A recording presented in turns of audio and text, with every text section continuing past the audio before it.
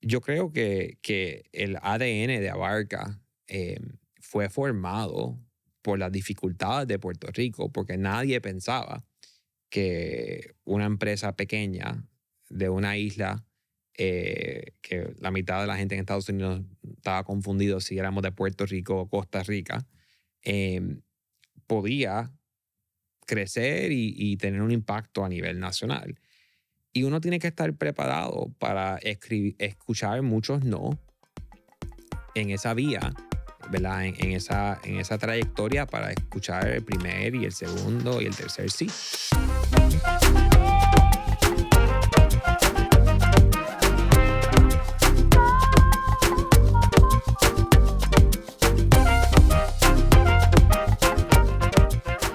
Jason Borsha, ¿cómo estamos, hermano? Muy bien, Jason.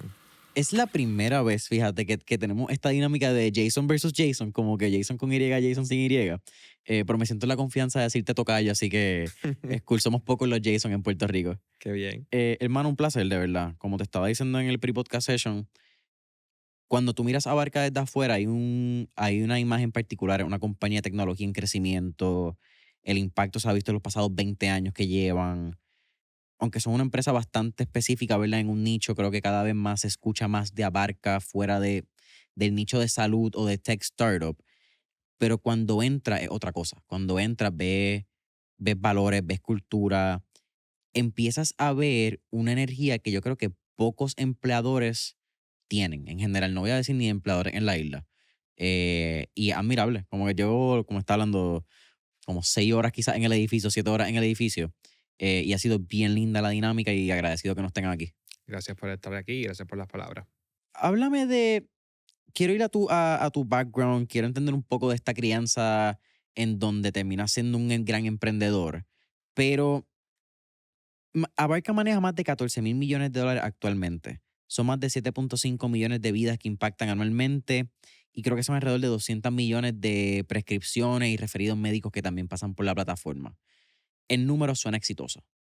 ¿Cómo Jason define el éxito? Wow. Empezamos ahí en una pregunta tan Hay que hacerlo. directo al tuétano, como dicen. Bueno, primero, puedo decir que el éxito tiene diferentes perspectivas, ¿verdad? El éxito comienza con uno conocerse a uno mismo, como persona y como líder, como entrepreneur, como emprendedor. Creo que el éxito comienza cuando uno invierte el tiempo, la energía y busca la mentoría, el coaching, eh, para poder realmente conocer quién es uno, ¿verdad? El porqué de uno, los valores de uno y tratar de crear esa historia en la mente de uno de por qué uno se levanta todas las mañanas y por qué uno está, ¿verdad? En el planeta Tierra. Así que el éxito también, pues, es algo que cambia con el tiempo.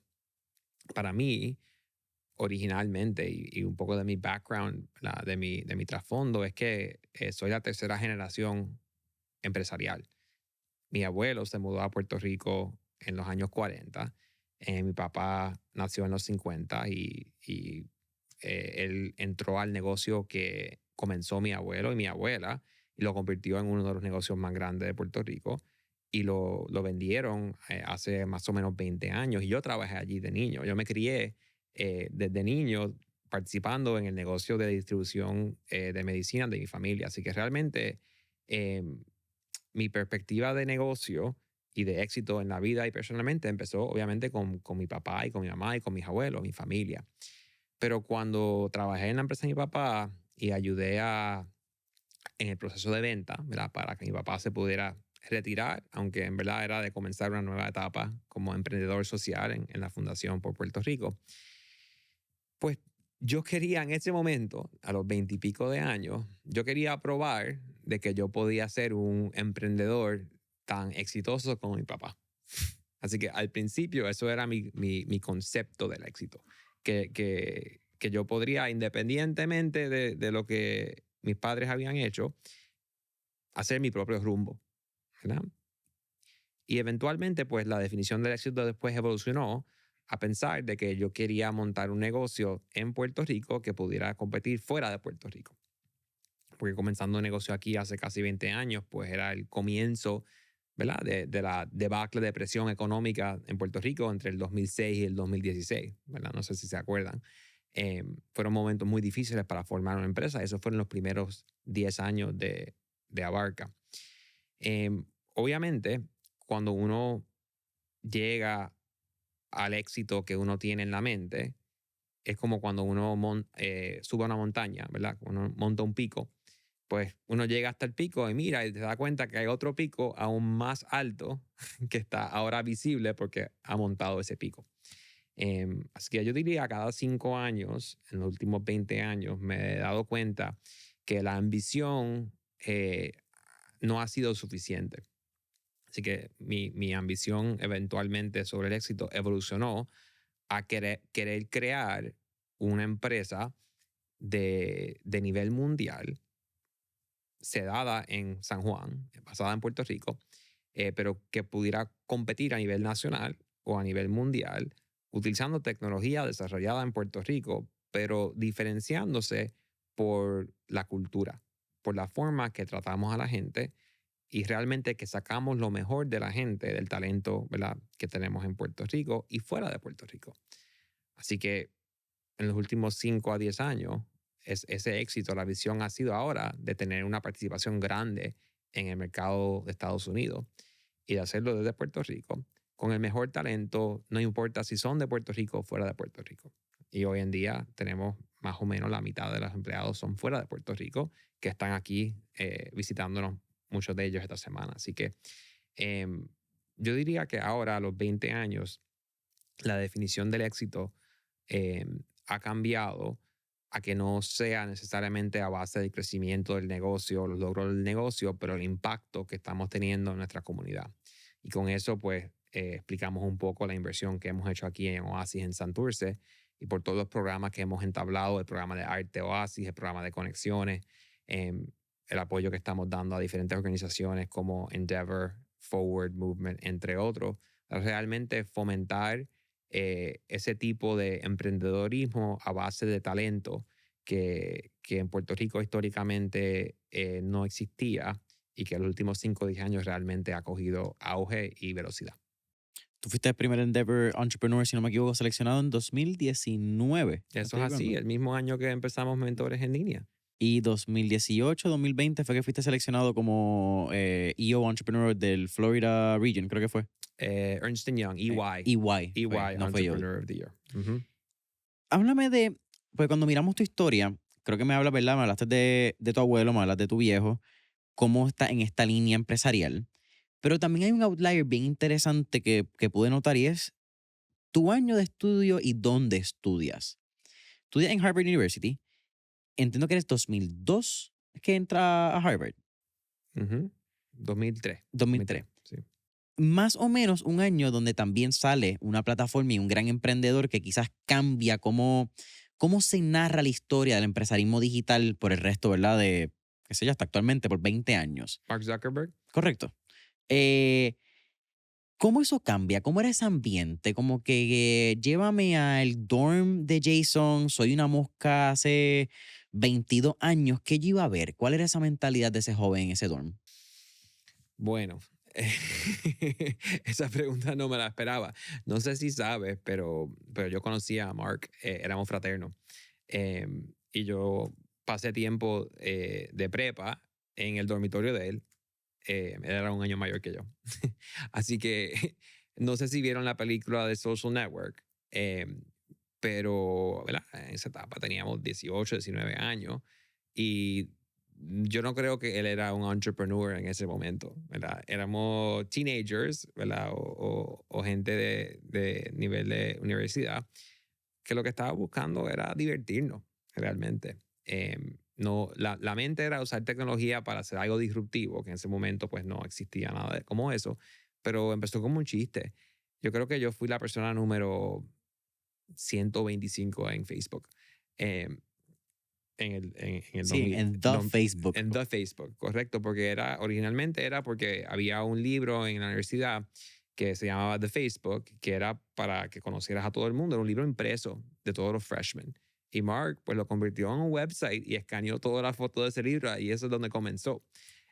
Así que realmente era más un juego, no era un negocio, pero en poco tiempo, y después él se fue con otra persona, Eduardo Saverin, que lo Ujú. conocía muy bien. Yo conocía mejor a Eduardo que a Mark. Eduardo era un tipo de negocio. Era del dinero, de las inversiones, y él tenía la visión de lo que podía hacer de la perspectiva de negocio. Así que no sé si es un poco anticlimático Sí, lo que, sí. lo que te estoy contando, pero realmente esa es la historia de Facebook. No, pero que es súper cool. ¿Cómo eso cambia tu perspectiva específicamente en la parte que mencionas de utilizar tecnología para hacer cambios en el mundo, ¿verdad? Cambios disruptivos. ¿Cómo eso impacta eventualmente lo que haces con Abarca? Bueno, tengo que decir que la perspectiva mía sobre la tecnología y los cambios que puede impactar en el mundo empezó de mi papá, de antes que fui a estudiar, porque vi lo que él hizo en su negocio usando tecnología em, en un ambiente mucho menos sexy, ¿verdad? De lo que es social media, ¿verdad? Antonio Ortiz, que sé que ha estado en este podcast, uno de sus negocios, Connected Systems, y no sé exactamente el tagline, pero es más o menos buscar soluciones extraordinarias a problemas ordinarios, ¿verdad?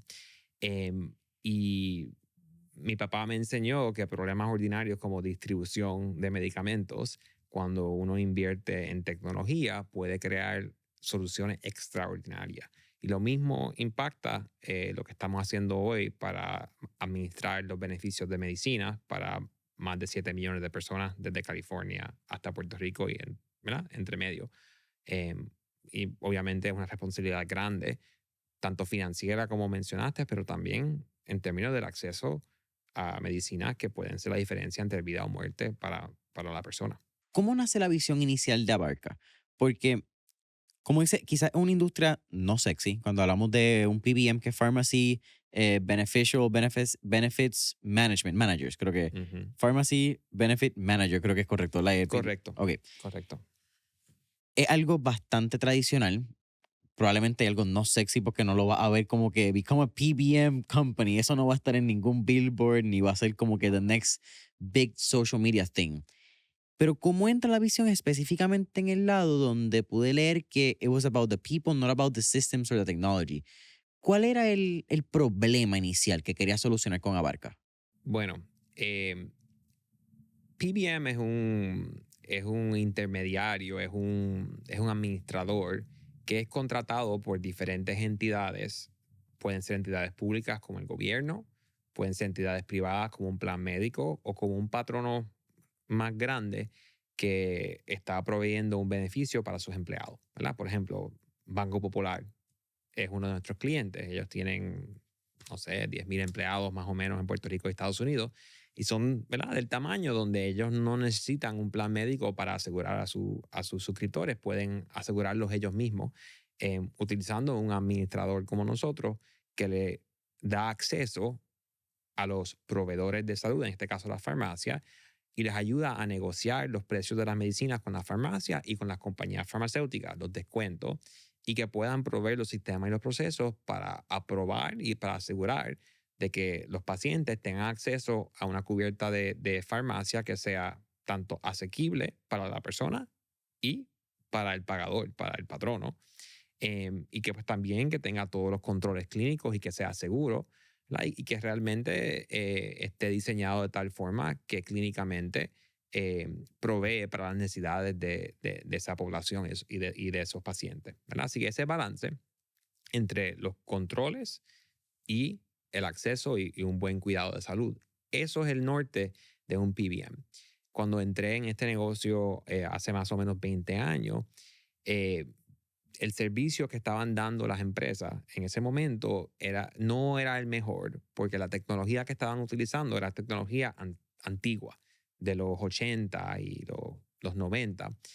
Y eso pues quiere decir que las plataformas que usan los usuarios no son fáciles de usar.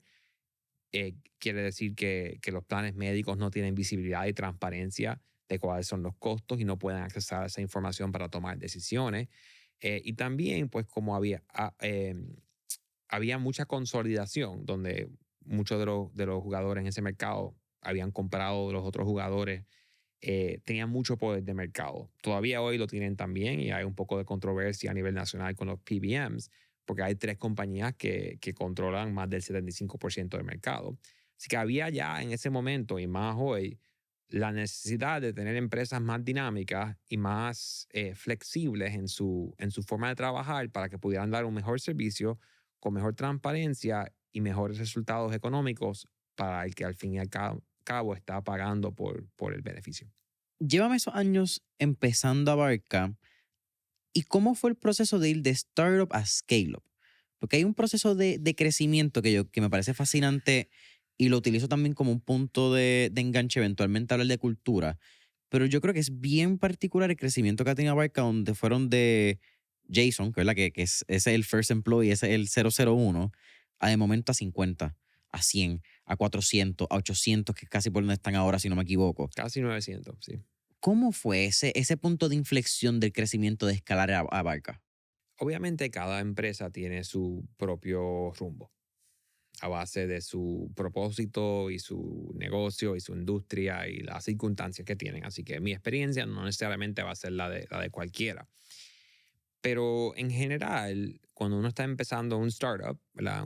Un negocio nuevo, uno está buscando, ¿ves? Hay una idea, pero uno eventualmente está buscando lo que se llama como product market fit, ¿verdad? Em, y, y tener product market fit realmente es el momento en que el mercado, los clientes dicen que lo que tú estás vendiendo vale algo para ellos y están dispuestos a pagarlo. ¿Okay? El startup siempre está buscando eso porque eso es como la señal de que pueden sobrevivir. Si hacen todas las cosas bien, si ejecutan, pueden sobrevivir. ¿Okay? Cuando uno empieza a tener más de un primer cliente, que eso es product market fit o segundo, tercero, dependiendo de la industria, pues ya estamos llegando al punto donde sobrevivir ya no está en cuestión. Y hay muchos negocios en Puerto Rico que se quedan en ese punto, donde empezaron el negocio, tienen, ¿verdad? 1 millón, 2 millones en ingresos, 1.5, ¿verdad? 1.8 millones en gastos, tienen $200,000 en ganancias y es como que algo respetable.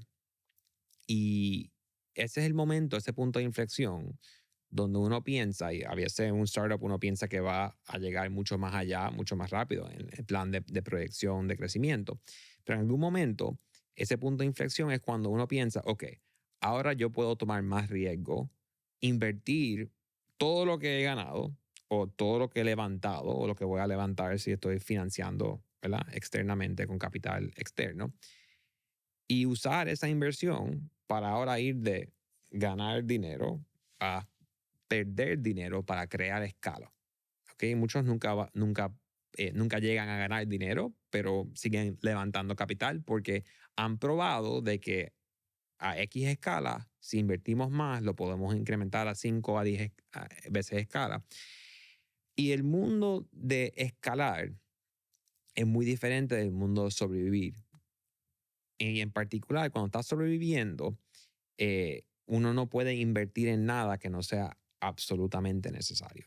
Cuando uno está escalando, uno no tiene el lujo de escatimar en invertir en lo que es necesario tanto para conseguir el crecimiento y ejecutar sobre ese crecimiento.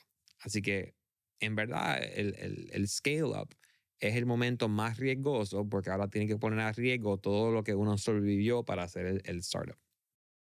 Que tú piensas que el punto más difícil es ese punto de inflexión de entonces del scale-up, no necesariamente cuando están empezando. Todos son difíciles. Pero son Cuéntame. difíciles de diferentes formas. Eh, uno es difícil. eh, Uno es difícil porque uno no sabe si las ideas van a funcionar.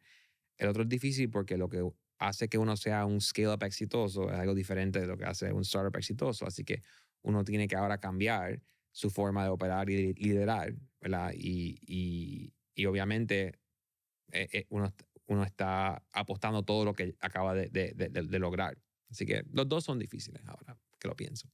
¿Qué recomendación le darías a alguien que está en ese punto de startup a scale-up pasando por alguien o de alguien que pasó por esa experiencia, ¿verdad? Que yo creo que en Puerto Rico, aunque sí hay muchas referencias, como ya mencionamos algunas, pongo que quizás tú eres de esos que ha tenido esa gran experiencia llevándolo fuera de Puerto Rico, un poquito más allá. Yo creo que la respuesta es un poco parecida a la respuesta a tu pregunta inicial sobre cómo yo defino el éxito. Y es muy personal del entrepreneur pensar qué es lo que yo estoy logrando, qué es lo que esta inversión de mi tiempo, de mi dinero, de mi esmero, ¿verdad? De mi riesgo, ¿para qué lo estoy haciendo? ¿Cómo defino el éxito? Y si para ti el ser grande es lo que uno realmente está tratando de lograr, pues uno tiene que, ¿verdad? Tiene que seguir esa vía. Eso, en Endeavor, los entrepreneurs que están en Endeavor, el lema de Endeavor y traduciéndolo es soñar en grande, escalar rápido y entonces encontrar la forma de multiplicar ese beneficio para la comunidad. Em, y pues no todos los entrepreneurs están pensando eso. Y es muy meritorio crear un negocio que sea suficiente para apoyar a su familia o apoyar a su comunidad y no necesariamente tiene que escalar 10, 20 o 100 veces. Así que realmente es algo muy personal y la perspectiva de un entrepreneur puede cambiar con el tiempo. Uno puede pensar de que no quiere. Esto es la verdad. Cuando nos mudamos a la oficina anterior a esta, que fue hace 15 años más o menos, Wow. llevé a mi papá a verla y, y me preguntó, ¿por qué una oficina tan grande? Esa oficina era como una tercera parte de esta oficina. ¿Por qué una oficina tan grande? Y yo, pues, yo tengo, ¿verdad? Sueños de crecer. Pues me preguntaron, no fue un podcast, pero me preguntaron los empleados en la primera reunión allá. Teníamos en ese momento como 50 empleados. Y me preguntaron, ¿cuán grande tú quieres que la compañía sea? Y yo dije, yo no creo que debemos tener más de 100 o 150 personas en la empresa. Y hoy tenemos casi 900. Así que el punto es que la perspectiva y la ambición de uno puede cambiar con el tiempo y uno tiene que regularmente tener esas conversaciones con uno mismo y con sus mentores dentro y fuera de la empresa para ir calibrando cuál es la ambición. Hacer desde Puerto Rico algo bastante particular y yo creo que complicado específicamente con la narrativa, sea porque hablamos de fuga de capital, porque emprender desde Puerto Rico es difícil, el gobierno no lo hace más fácil.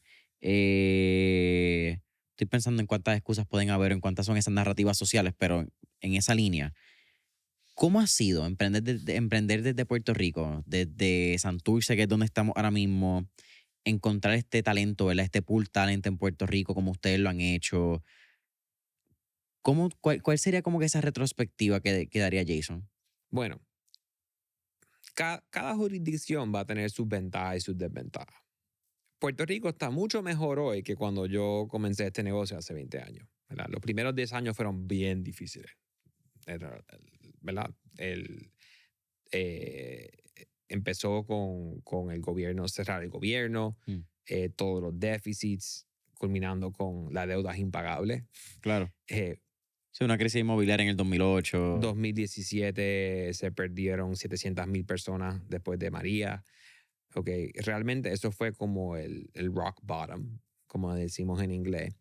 Eh, y en un ambiente súper difícil pasaron dos cosas. Primero, pues muchos de los competidores grandes de Estados Unidos no les interesó mucho el mercado y dejaron que un jugador pequeño como nosotros fuéramos de tener un 1% del mercado de Puerto Rico a quizás hace 10 años pudiéramos tener como un 10% del mercado.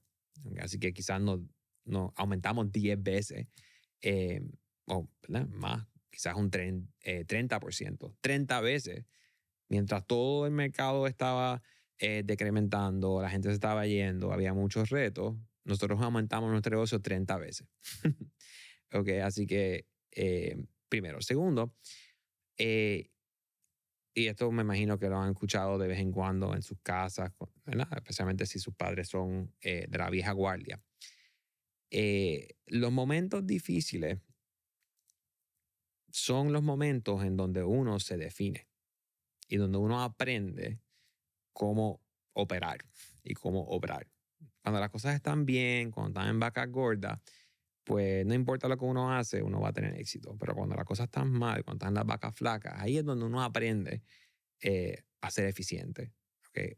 Así que yo creo que el ADN de Abarca fue formado por las dificultades de Puerto Rico, porque nadie pensaba que una empresa pequeña de una isla, que la mitad de la gente en Estados Unidos estaba confundido si éramos de Puerto Rico o Costa Rica, em, podía crecer y tener un impacto a nivel nacional. Y uno tiene que estar preparado para escuchar muchos no en esa vía, ¿verdad? En esa trayectoria para escuchar el primer y el segundo y el tercer sí. Eh, Ahora, virando un poco la tortilla, los últimos 8 años en Puerto Rico, post María y post ¿verdad? Todos los fondos que llegaron de COVID, de ARRA, ¿verdad? De reconstrucción, la ley 2022, ahora la ley 60, hemos tenido 5 o 7 años de crecimiento continuo, inyección de talento, inyección de capital, eh, eh, aumentos dramáticos en el número de visitas a Puerto Rico. Y antes la pregunta era, pues, ¿por qué yo quisiera hacer negocios en una empresa o trabajar para una empresa en Puerto Rico eh, del cual yo nunca había escuchado? Ahora, nuestros clientes, nuestros prospectos y nuestros empleados dicen, qué privilegio poder visitar un sitio tan especial, tan histórico y tan bello, ¿verdad? Con una cultura única, con una gastronomía especial donde puedo ver a la playa desde la oficina. Y la gente siempre me está preguntando por qué no pueden venir más a menudo. Así que, y los clientes les encanta venir acá y los prospectos a Puerto Rico. Así que interesante cómo hemos convertido lo que percibimos como un problema en realmente un diferenciador y un eje de crecimiento para nosotros. A ver, sería interesante también porque hay algo que uno tiene la oportunidad, tratando más o menos como de conectar con esta cita de Steve Jobs, de You can only connect the dots by looking backwards.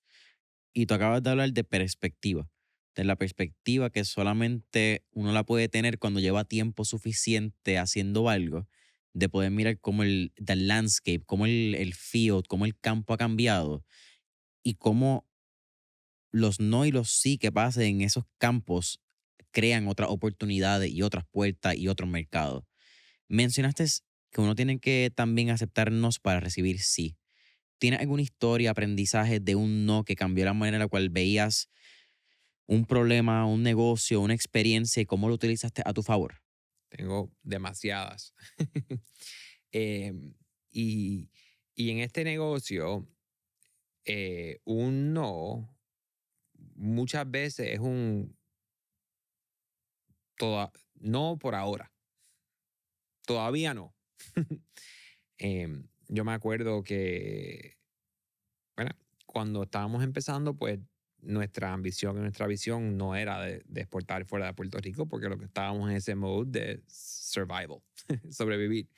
Em, y, y, el, y la cuenta más grande en Puerto Rico era la cuenta del plan de salud del gobierno, ahora se llama Vital.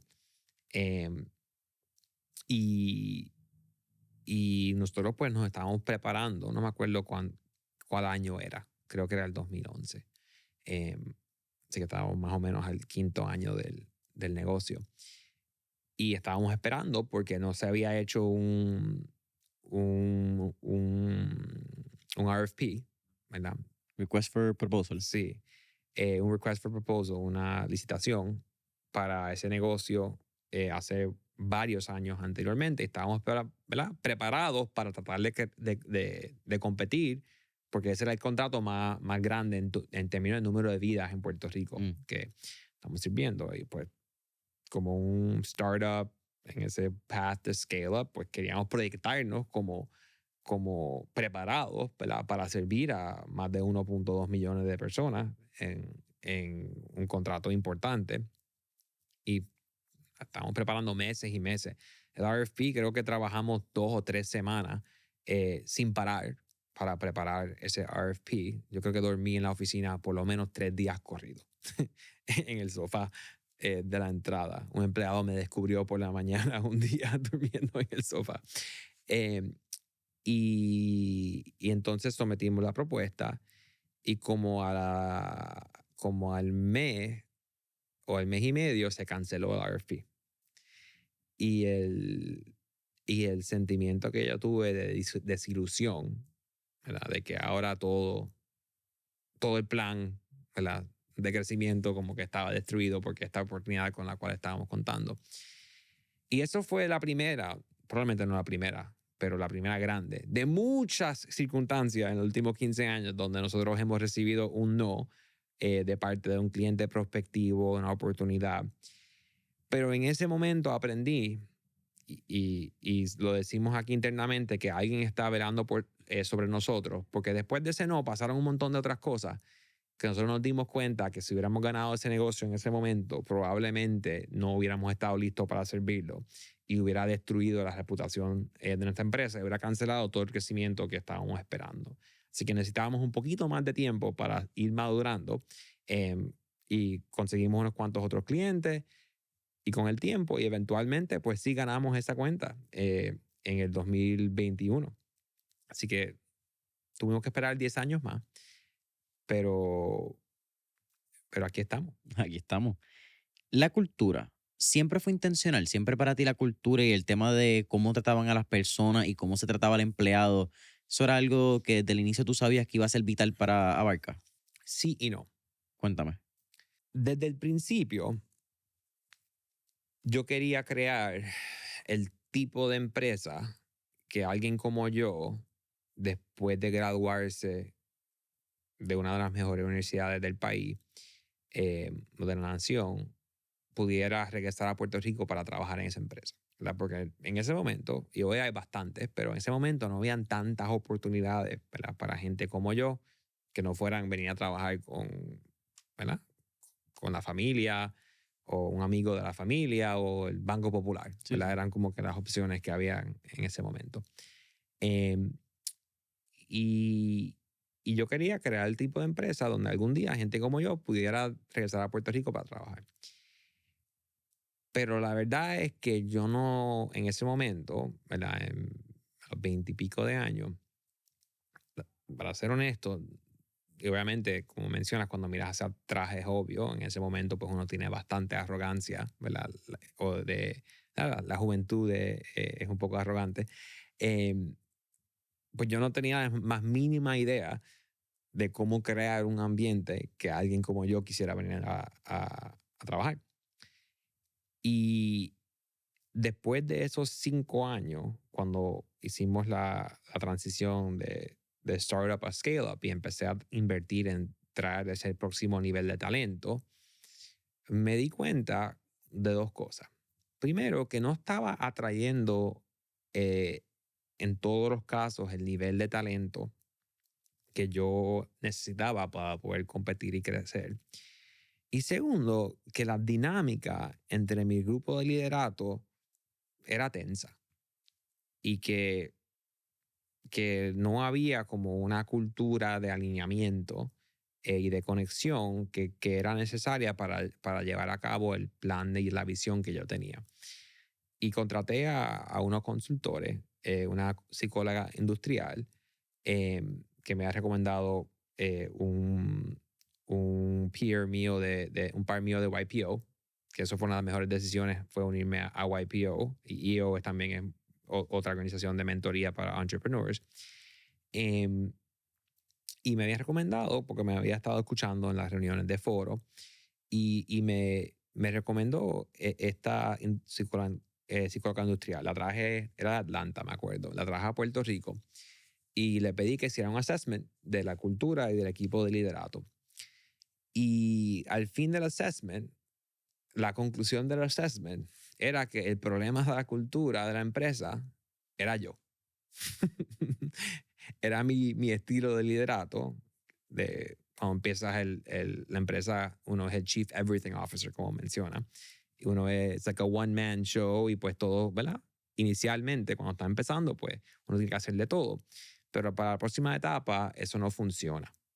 Así que fue en ese momento que me di cuenta que para poder llevar la empresa a donde yo quería, necesitaba hacer un cambio dramático en mi propio estilo de liderato. Tenía que aprender a ser otro tipo de líder. Y segundo, que tenía que priorizar la cultura. Así que traje otro grupo de mentores ejecutivos que nos ayudaron a definir lo que ya estaba, pero que no estaba formalizado, que eran los valores core de quienes éramos, no quienes queríamos ser, pero quienes éramos. Y ya en ese momento, los cimientos, esa cultura estaban allí, pero no estaban definidos al nivel que es necesario para poder manejar cultura. Así que sé que fue una respuesta larga, una pregunta corta, pero realmente no fue hasta el quinto o sexto año que entendí que tenía que cambiar el rumbo en la cultura. Estamos en el All In Week. Estamos hablando parte de las dinámicas que tienen con casi 900 empleados. Parte está en Puerto Rico, parte está fuera de Puerto Rico. La cultura es bien interesante, pero ¿cómo mantienen la cultura viva cuando el crecimiento también, quizás atándole esa parte de scale, ¿verdad? De cómo fuiste del ser CEO, pero el Chief Everything Officer, a de momento tener 50, de momento tener 200, de momento son 800. En un crecimiento exponencial, ¿cómo tú mantienes la cultura viva? Quizás esa es la pregunta más corta. Es una pregunta que nos hemos hecho nosotros mismos varias veces a través de los últimos 10 años que hemos crecido de 150 a 950 personas, más o menos. Em, y, y empieza primero con mantener el compromiso del equipo senior de liderato, los ejecutivos, teniendo a cultura como una prioridad, número uno. Y que, como dicen en inglés, walk the talk. Empieza con demostrar los valores desde el nivel ejecutivo consistentemente. Número dos, la cultura no puede depender de la personalidad o las ideas de un individuo o de un grupo pequeño de individuos. Se tiene que institucionalizar al punto donde no importa con quién uno habla, la cultura vive y evoluciona independiente de un individuo. Y nosotros hicimos eso codificando nuestros valores y inyectándolos, no como nombre de salón de conferencia o ¿verdad? Láminas en la pared para que la gente se sintiera bien, aunque sí lo tenemos, pero no solamente para ese propósito. Pero realmente tratar la cultura como una parte fundamental de la estrategia de negocio, desde el proceso de identificar talento y evaluar talento en el proceso de reclutamiento, formalmente hacer onboarding de cultura una semana completa, utilizar los valores y la cultura en el proceso de revisión de performance de la gente, no solamente midiendo las ejecutorias a nivel de KPIs o objetivos, pero también de cuánto y cómo uno está viviendo los valores como parte de la mesura del rendimiento, ¿verdad? Y el crecimiento y las promociones de una persona. Y haciendo, llevando a cabo eventos como el All In Week, como el Connect Week, todo tipo de tradiciones como el Shake It Off que vamos a tener el jueves, que es uno de nuestros valores de celebración, y realmente demostrar de que es algo que tomamos muy en serio. No sé si sabes, pero esta mañana, a las 10 de la mañana, y en todos los All In Weeks hago lo mismo, yo hago un Core Values Session. Tuve la oportunidad de estar esta mañana. Ah, ¿estuviste? Sí. Ok. Y aún después de 20 años, ¿verdad? Es mandatorio para los empleados nuevos que llevan menos de 3 meses, pero como viste, hay gente que lleva ahí, es cuarta, quinta, sexta vez que van, porque entienden una perspectiva diferente y como viste, pues ellos también contribuyen a la conversación y yo no le tengo que decir a ellos la cultura ellos me lo están diciendo a mí. Ahí es cuando uno sabe que la cultura, no importa cuán grande uno sea, va a sobrevivir. Me parece bien loco porque se lo estaba diciendo al equipo de mercadeo que allá al final, cuando entré, pues sí, ok, estoy viendo los valores en las pantallas, estoy viéndolo en el tag, como que ok, voy más o menos familiarizándome. Ya yo te diré que las últimas 2, 3 dinámicas, tú preguntabas como que, ¿cuál es el valor? Y yo como que, fire in the belly. Como que uno le empieza como que, ¿cuál fue el otro que? Humble Confidence, que fue otro que salió en la dinámica. And you start getting that fire in, como que tú te sientes parte de los Abarcans sin ser un Abarcan estando en ese tipo de dinámica. Eh, y fíjate, no pensé que te lo iba a decir en el podcast, pensé que realmente que iba a ser un poco más del pre-podcast session, como que la dinámica. Yo creo que es algo bien lindo y una de las cosas que más a mí me gusta hacer en la vida es ver a alguien que hace las cosas y que es un experto a hacer las cosas cuando las hace. Y cuando tú te paraste a hablar, se ve que es una persona que intencionalmente ha practicado para que esos valores se multipliquen entre las personas. No quiero decir rieguen, porque siento que regalar Se como vivan. que exactamente. Y tú los vives y se respiran. Y se ve que tú respiras y vives esos valores. Y entonces hay una constancia, pero sobre todo hay una, ¿cuál sería la palabra adecuada? Una similitud, como que una congruencia entre lo que dices, lo que haces, pero lo que se siente. Y no necesariamente el tercero siempre está. Porque tú puedes vivirlo, tú puedes decirlo, tú puedes hacerlo, pero no necesariamente lo sientes. Y cuando tú hablaste, se sentía que fire in the belly was really a fire in your belly. Gracias por el comentario y por la observación.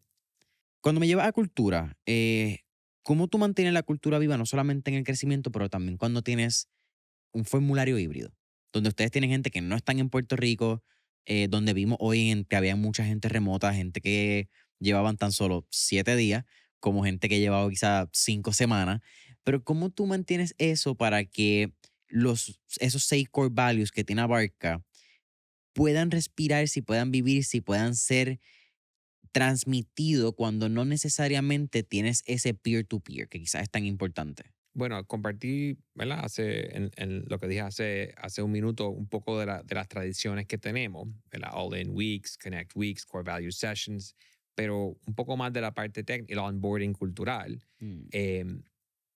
Pero has notado que audiovisualmente este edificio probablemente es el edificio más sofisticado en Puerto Rico. By a mile. Sí, sí, aquí ha invertido casi $2 millones en audiovisual para asegurar de que la mitad de la gente que está remota normalmente pueda sentirse como si estuvieran en el salón y que la gente que está en el salón puede sentirse que la gente que está remota están en el salón. Y ustedes lo vieron. Se escucha a la gente perfecto, se ven perfecto, ¿verdad? Y viceversa. Así que nosotros obviamente diseñamos este campus después de la pandemia, ¿verdad? Así que tuvimos que, ¿verdad?, incorporar ese concepto híbrido como parte nativo, ¿verdad?, de lo que estamos haciendo. Y nuestras tradiciones y comportamientos pues son consistentes en ese sentido, pero obviamente combinando con visitas. El año pasado trajimos todos los empleados a Puerto Rico, todos, el 100%. Fue intenso y especial. No creo que nunca se me va a olvidar esa experiencia. Lo llamamos el All In Week. Quizás algún día lo haremos en el futuro, pero obviamente por ahora ese fue el primero. Pero hay otros componentes aquí que son más rigurosos y más formales. Por ejemplo, mencioné el proceso de crecimiento, ¿verdad? De revisión de rendimiento de un empleado.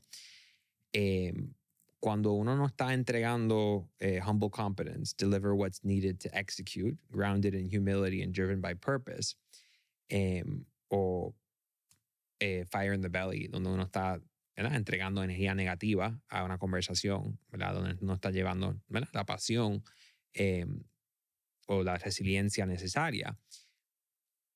Hay mucho feedback, ¿verdad?, retroalimentación, como diríamos en español, en el momento, informalmente, a través de training de nuestros gerentes y nuestros directores de cómo tener esas conversaciones de una forma que la gente lo pueda escuchar. Pero diciendo, mira, cuando dijiste esto, me sentí así y no sentí que el valor tal estaba siendo vivido. cómo tú lo ves. Después tiene una conversación y al final dice, en el futuro me gustaría ver este tipo de comportamiento. Así que eso está pasando. Así que no es por magia que la gente se comporta así. Es a base de conversaciones rigurosas y no totalmente subjetivas, pero objetivas, donde estamos evaluando los valores de la gente como parte de su rendimiento y eso hasta se calibra, donde cuando están evaluando el rendimiento de alguien, todos los directores o todos los vicepresidentes o todos los vicepresidentes senior ejecutivos están calibrando el juicio de los gerentes con el feedback de los peers y diciendo, pues yo tuve esta interacción y aquí vi estos valores, aquí no vi esto, esta persona tiene que trabajar. Y cuando damos promociones o aumentos, todo esto está factorizado. Y también cuando alguien consistentemente no está entregando sobre su trabajo y los valores, en vez de tener un Performance Improvement Plan en Abarca, uno tiene un Core Values Alignment Plan, donde se especifica exactamente los core values que no están siendo vividos y se hace un plan con tiempo específico de cómo vamos a cambiar eso. Así que es un poco de la salsa secreta de cómo el resultado es el que uno ve aquí. Pero hay mucho trabajo y cuando gente consistentemente no está viviendo los valores, ya no se ven, no los ves asistiendo. Nosotros encontramos Like Family, que a nosotros nos importa el éxito de la gente tanto como nos importa nuestro propio éxito. Si una persona no está viendo los valores, ellos no van a tener una buena experiencia de trabajo aquí en Abarca. Así que nosotros estamos ayudándolo a buscar otra oportunidad en otro lado para que ellos puedan tener ese éxito y buscar ¿verdad? Esa realización que claramente aquí, no viviendo consistentemente con los valores de Abarca, ellos van a experimentar. Así que es así de serio. Cool. No, y me gusta que es así, pero no es así porque, ay, qué casualidad, mira qué lindos son los valores. Es algo por diseño, donde ustedes intencionalmente han creado esta cultura por diseño y continuamente la optimizan para que siga siendo así por diseño. No es por casualidad que No es llega a por esta casualidad, cultura. es por diseño y los valores que hemos definido, que me encanta cómo ya los aprendiste, Son catchy. esos valores están codificados a base de los comportamientos que nosotros vemos en los abarcanos, que vimos en abarcanos hace 15 años cuando los codificamos, que nosotros entendíamos era lo mejor de Abarca y lo que hacía que Abarca fuera diferenciado positivamente. Así que nosotros no inventamos aspiracionalmente cuáles eran los valores. Miramos a los abarcanos que mejor representaban lo que era Abarca y definimos los valores a base de ellos, a base de la gente. Durante la charla también esta mañana mencionaste PBM es difficult. Lo que hacemos es complicado. Es parte del shake it off de esa cultura. Como Jason, como CEO, ¿verdad? Más allá de CEO, tienes otros sombreros en la vida, eres hijo, eres padre. ¿Cómo te mantienes centrado para convertirte en un mejor líder? Bueno, yo diría que mi mujer me mantiene bastante centrado, ¿verdad? Cuando yo estoy, ¿verdad? Eh, fuera de la línea, ella me regresa rápidamente, pero sin los chistes. eh, Ser padre probablemente es el trabajo más difícil que uno ha tenido, ¿verdad? Yo siempre digo, mira, cuando nació nuestro tercer varón, mi esposa que trabajó en Abarca, fue la directora de ejecutamiento en Abarca por 8 años. Tuvo mucho que ver con lo que tenemos hoy y es una profesional independientemente de mí. Ya con el tercer varón, ella dijo, yo no puedo más. Me voy a quedar en la casa y voy a cuidarlos a ellos. Y yo siempre digo que si me ofrecieran cambiar de trabajo, yo nunca aceptaría ese cambio porque ese trabajo es mucho más difícil que este. Pero la verdad es que los niños, la juventud le da una perspectiva diferente y ellos son, ¿verdad? Mi mejor balance para darme perspectiva y también para traerme alegría y de otra perspectiva. Jason, no te tomo más de tu tiempo. Estamos en All In Week. Hay muchas cosas pasando. Sé que tienen también una agenda ajetreada. Al final de Mentores en Línea siempre hacemos 4 preguntas de fuego. Así que estamos ready. Bueno, Vamos por encima. La primera, Si tuviéramos la oportunidad de estar en la película de Back to the Future y tenemos a un DeLorean, estamos con Doc ahí con el tiempo, ¿a qué época, década o periodo histórico te gustaría ir y por qué? Hmm. Estas preguntas no me las dieron de antemano, ninguna me las No, dieron no. de Y qué antemano, bueno. así que estoy pensando. Em, Eso es lo divertido de las preguntas de fuego. Una introspección, es diferente, son más chistes. yo quisiera ser parte del Manhattan Project cuando se estaba al final de la Segunda Guerra Mundial inventando las armas nucleares. Creo que sería un momento bien interesante en la historia de poder observar y participar. Diablo, esa es la primera, ¿viste? ¿Viste por qué estas preguntas son buenas y no se pueden dar? Si no iba a buscar más respuestas. Coño, hemos tenido muchas, pero esa es buena. Esa es buena. Segunda pregunta. Tenemos un playlist en Spotify que se llama Mentores en Línea, el playlist, donde tenemos todas las canciones que motivan a nuestros entrevistados. Así que con eso dicho, ¿qué canción motiva a Jason Borshaw? Ah, esto no la quiero admitir públicamente, pero lo voy a hacer. Em, yo no he tradicionalmente sido un fan de Bad Bunny, pero en el álbum más reciente, ¿verdad? Debí tirar más fotos. Realmente hay unas canciones bien especiales. Y creo que la salsa de Bad Bunny es mejor que la salsa original, eh, en mi opinión. Así que yo diría diré el baile inolvidable. Maylin inolvidable. Tercera pregunta. ¿Qué 3 libros les recomendaría a nuestra audiencia? Normalmente cuando recomiendo libros es algo muy personal, pero en el contexto de los negocios, uno de los clásicos es Good to Great, ¿verdad? Y el segundo libro, que no me acuerdo, Built to Last, creo que es Jim Collins. sí, Jim Collins. Buen comienzo. Diría que Tribal Leadership es un buen libro para el desarrollo organizacional.